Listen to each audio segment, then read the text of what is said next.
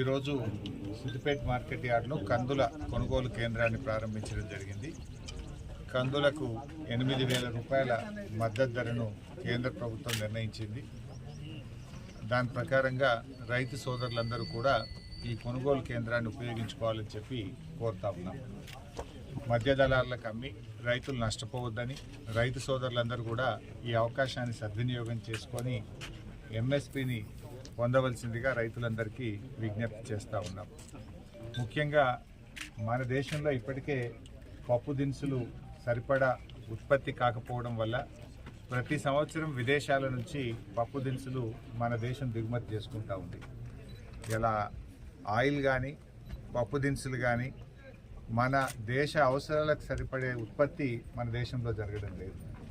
రైతు సోదరులందరూ కూడా మరి ఈ పప్పు దినుసులు ఆయిల్ పంటలు లైక్ సన్ఫ్లవర్ కానీ గ్రౌండ్ నట్ కానీ ఆయిల్ పామ్ కానీ తదితర నూనె ఉత్పత్తి చేసే పంటలకు బాగా గిరాకీ ఉంది.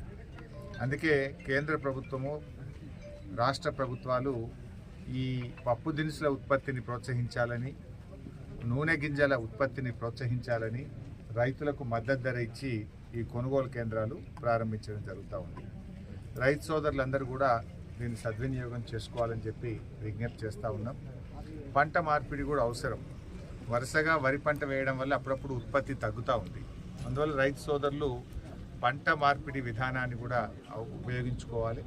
వానాకాలం వరేసుకుంటే యాసంగిలో ఇతర పంటలు సన్ఫ్లవర్ లాంటి కానీ పప్పు దినుసులు కానీ ఇతర పంటలు వేయడం ద్వారా పంట మార్పిడి ద్వారా మన పొలానికి సత్తువ బలం చేకూరుతుంది, అధిక దిగుబడి పొందగలుగుతాము, రోగాలు రాకుండా కూడా పంటల్ని కాపాడుకునేటువంటి అవకాశం ఉంటుంది. ఇలా కేంద్ర రాష్ట్ర ప్రభుత్వాలు రైతుల్ని మోసగిస్తూ ఉన్నాయి. ముఖ్యంగా బీజేపీ ప్రభుత్వం నల్ల చట్టాలు తెచ్చి ఇలా రైతుల ఉసురు పోసుకుంటా ఉంది. ఆ చట్టాలను రద్దు చేస్తామని చెప్పిన కేంద్ర ప్రభుత్వం ఇప్పటికీ మాట తప్పింది. ఇలా బీజేపీ రైతుల విషయంలో ఎరువుల కొరత సృష్టించి రాష్ట్ర కేంద్ర ప్రభుత్వాల వైఫల్యం వల్ల ఇలా ఎరువులు సకాలంలో అందడం లేదు. కేసీఆర్ గారు ఉన్నంత కాలం ఏ రోజు కూడా ఎరువులకు ఇబ్బంది కాలేదు. కానీ కాంగ్రెస్ వచ్చింది, రైతులకు కష్టాలు తెచ్చింది.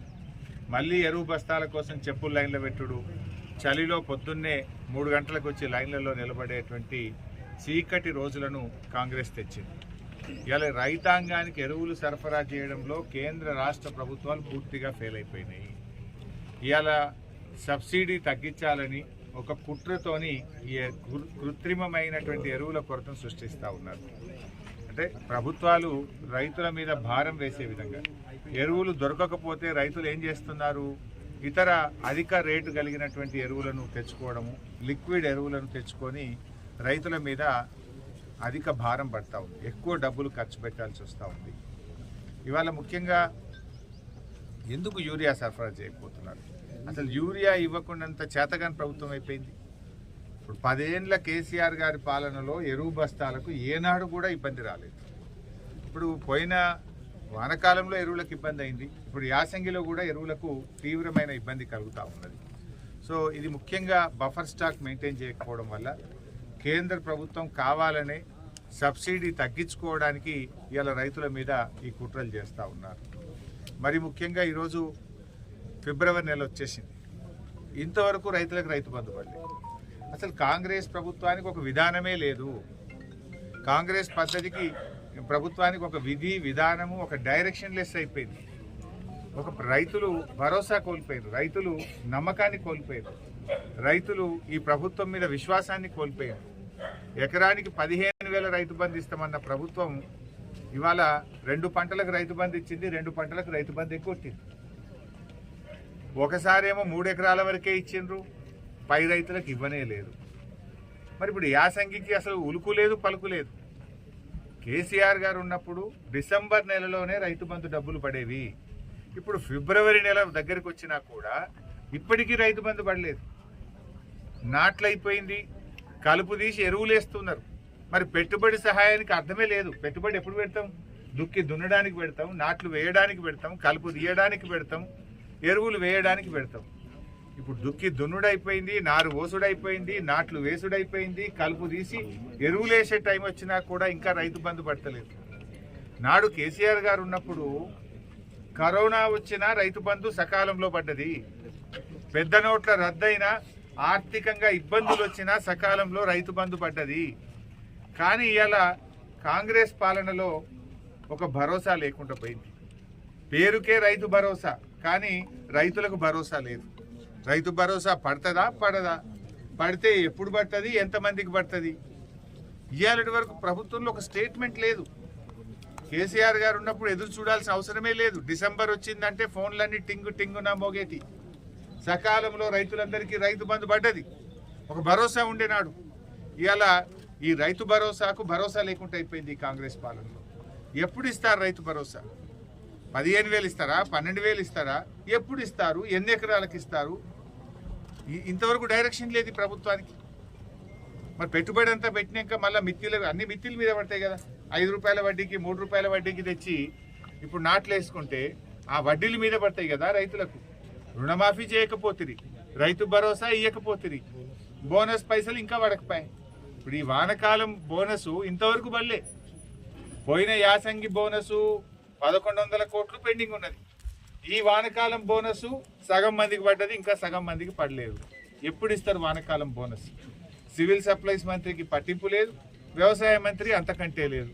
మరి ముఖ్యమంత్రి అయితే అసలే పట్టించుకోడు, ఆర్థిక మంత్రి నాది కాదంటాడు. మరి ఎవరు ఈ రైతులు? ఎవరి పక్షం? ఎవరు పట్టించుకుంటారు? ముఖ్యమంత్రి పట్టించుకోడు, ఆర్థిక మంత్రి పట్టించుకోడు, వడ్లు కొన్న సివిల్ సప్లైస్ మంత్రి పట్టించుకోడు, వ్యవసాయ శాఖ మంత్రి పట్టించుకోడు. మరి ఏం కావాలి రైతులు? పోయిన యాసంగి రైతు భరోసా వెంటనే ఇవ్వాలని బీఆర్ఎస్ డిమాండ్ చేస్తుంది. ఈ వానకాలంలో సగం మందికి బోనస్ ఇచ్చిండ్రు, సగం మందికి ఇవ్వలేదు. వెంటనే బోనస్ ఇవ్వాలని డిమాండ్ చేస్తున్నాం. ఈ యాసంగి పంటకు రైతు భరోసా నిధులు తక్షణమే విడుదల చేయాలని బీఆర్ఎస్ పార్టీ రైతుల పక్షాన్ని డిమాండ్ చేస్తూ ఉంది.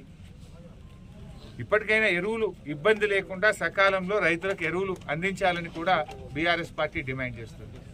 మీకు ఎంతసేపు సిట్లు నోటీసులు తప్ప రైతులు పట్టదా? ప్రజలు పట్టదా? మీకు కేసులు పెట్టుడు, ప్రతిపక్షాలను వేధించుడు, సిట్లు నోటీసులు ఇవే తప్ప రైతు భరోసా వేస్తామా ఏమా పట్టలేదు. పోయిన యాసంగి బోనస్, ఈ వానకాలం బోనస్ ఎప్పుడు ఇస్తారో చెప్పరు. మీ పాలన ఎవరికి? ప్రజల కోసమా, ప్రతిపక్షాలను వేధించడానికా? కేసులు పెట్టుడు, నోటీసులు ఇచ్చుడు, ఈ సతాయించుడే తప్ప రైతుల గురించి ఏమైనా పట్టించుకునేది ఉందా లేదా?